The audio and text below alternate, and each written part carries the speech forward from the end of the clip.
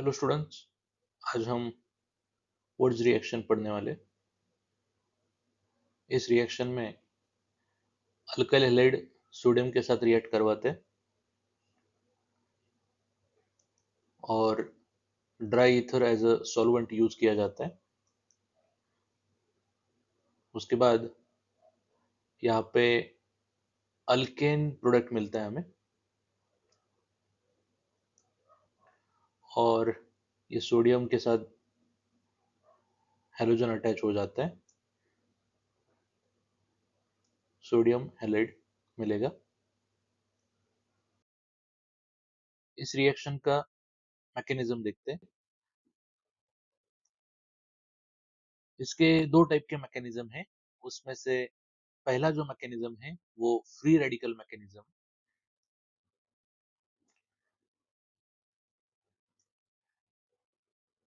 इस मैकेनिज्म में सोडियम अपना एक इलेक्ट्रॉन आर ग्रुप को, अल्काइल ग्रुप को डोनेट करता है,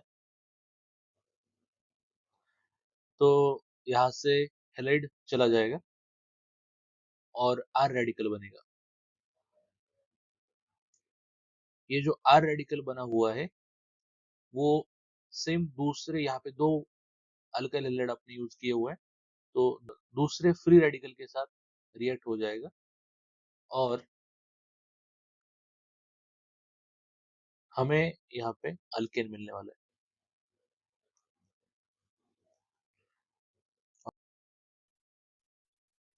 दूसरा मैकेनिज्म देखते हैं इसका।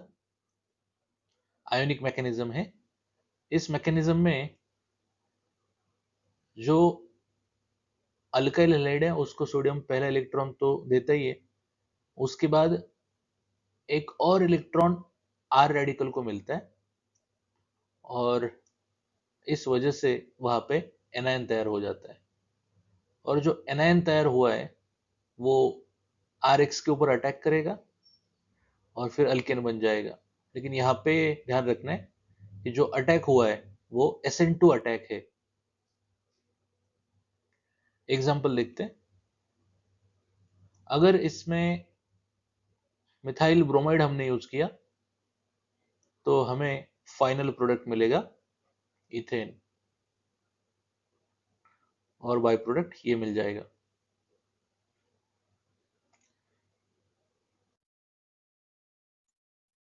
कुछ और एग्जाम्पल देखते हैं।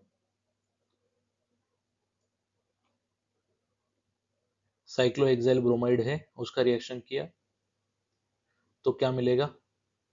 उसके बाद अगर आपने एक ही रिंग के ऊपर ब्रोमीन और क्लोरीन दोनों हैं, उसका रिएक्शन किया तो क्या मिलेगा। और फिर अगर आपने विसिनल डाइब्रोमाइड का रिएक्शन किया सोडियम और ड्राई ईथर में तो कौन सा प्रोडक्ट होगा। तो यहाँ पे जो है पहले केस में दो ग्रुप जुड़ जाते हैं साइक्लोहेक्साइल के और बाईसाइक्लो कंपाउंड मिलता है आपको। तो इसमें जो है हमने दो यूज किए, लेकिन इसमें एक ही मॉलिक्यूल में रिएक्शन होके बाईसाइक्लो प्रोडक्ट मिल रहा है। यहाँ पे एक फ्री रेडिकल बनेगा, यहाँ पे एक फ्री रेडिकल बनेगा और दोनों कंबाइन होंगे तो इस तरीके से बॉन्ड बन जाएगा, क्योंकि इंट्रामोलिकुलर रिएक्शन फास्टर होती है।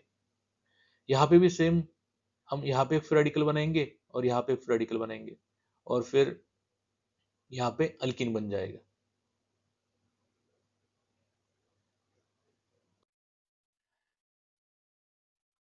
लिमिटेशंस देखते हैं। पहला लिमिटेशन है, जो टर्शरी अल्काइल हैलाइड होता है वो इस रिएक्शन में अपन यूज नहीं कर सकते अल्केन तैयार करने के लिए, क्योंकि वहां पे डिसप्रोपोर्शनेशन रिएक्शन हो जाता है। जैसे कि हमने टर्शरी ब्यूटाइल ब्रोमाइड ले लिया और उसका अगर आप रिएक्शन करते हो तो यहाँ पे हमें आइसोब्यूटीन और आइसोब्यूटेन ऐसे दो प्रोडक्ट मिलेंगे, मतलब एक अल्किन मिलेगा और एक अल्केन मिलेगा। उसका मैकेनिज्म देखते हैं। हमें उससे पता चल जाएगा कि ऐसा क्यों हुआ।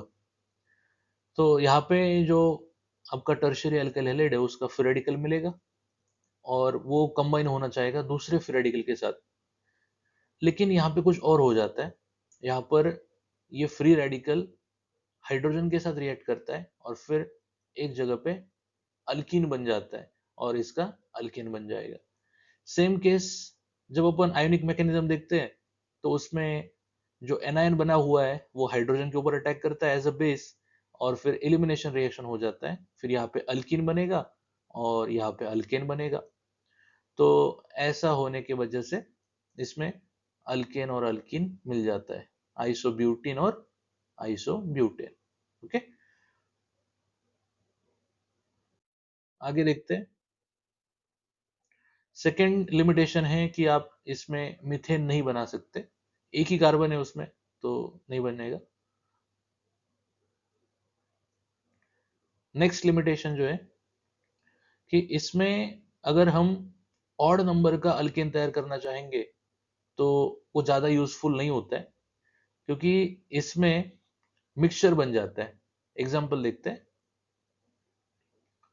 अगर हमने मिथाइल ब्रोमाइड और इथाइल ब्रोमाइड यूज किया और उसका रिएक्शन अगर करते हैं तो यहाँ पे पहले तो इन दोनों का सी एस, तो उसमें CH3Br दूसरे मॉलिक्यूल के साथ रिएक्ट होगा और उसकी वजह से इथेन बनेगा।